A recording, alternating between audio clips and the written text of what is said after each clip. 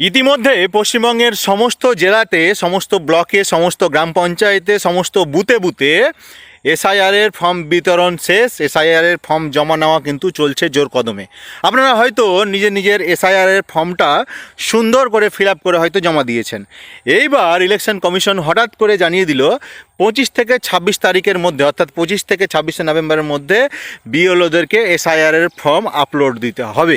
এটা একটা জটিল সমস্যা। প্রায় প্রতিটি বুথে ধরে নিন 1000 বা 1200-1300 করে ভোটার রয়েছে, এবং এত তাড়াতাড়ি এদের ফর্ম কালেক্ট করার পরে আপলোড দেওয়া একটা কঠিন ব্যাপার কিন্তু রয়েছে।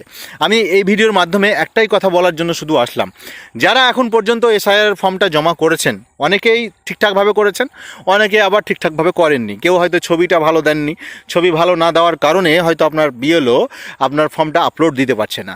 অনেকে আবার ভুলভাল ফর্ম ফিল আপ করেছে।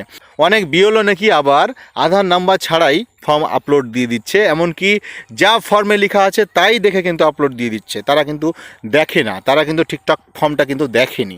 আমি এই ভিডিওর মাধ্যমে এটাই বলতে চাইছি আপনাদেরকে, যারা যারা এখন পর্যন্ত ফর্ম অলরেডি জমা করে দিয়েছেন, আপনারা দেখুন আপনাদের ফর্মটা অনলাইনে এন্ট্রি হয়েছে কি না, আপলোড হয়েছে কি না। যদি আপলোড হয়ে থাকে তাহলে ঠিক আছে, যদি না হয়ে থাকে তাহলে অবশ্যই আপনারা বিএলওর সাথে যোগাযোগ করুন এবং দেখুন আপনাদের ফর্মটা কোথাও ভুল আছে নাকি।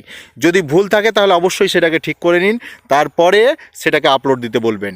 আবার বলবো, যারা ছবি দিয়েছেন, ছবি সংক্রান্ত একটা ব্যাপার কিন্তু রয়েছে। ছবিতে কিন্তু যারা পুরনো ছবি ব্যবহার করেছেন, সেই পুরনো ছবি নিয়ে কিন্তু একটা সমস্যা রয়েছে।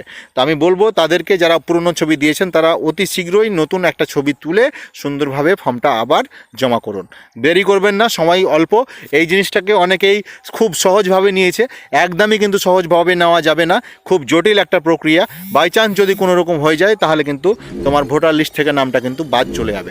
এই জিনিসটা কিন্তু মাথায় রাখতে হবে। তো চলো ভিডিওটি শেয়ার করে সবার কাছে পৌঁছে দাও, আর সঙ্গে আমাকে ফলো করে আমাদের সঙ্গে থাকো। ভালো থেকো, দেখা হবে পরবর্তী ভিডিওতে।